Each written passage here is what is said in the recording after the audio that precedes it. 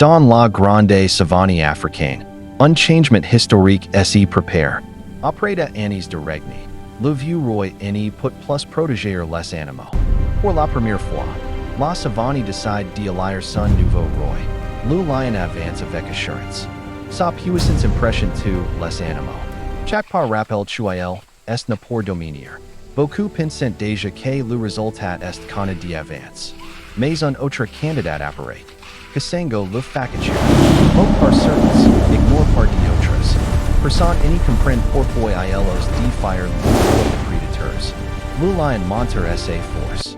Son rugissement fait trembler la terre et fuir les troupeaux. Pour lui, la peur est la meilleure protection contre les dangers. Pendant ces temps, Kasango agit autrement. Il et les plus faibles, partage l'eau et protéger les petits. Sans promesses. Seulement des actes. Le jour du débat arrive. Devant tous les animaux réunis, le lion parle de puissance. Kasango parle de et pour la première fois. La savane hésite. Soudain, le destin frappé. Un immense incendie ravage les plains. Les flammes avancent. La panique envahit chaque animal.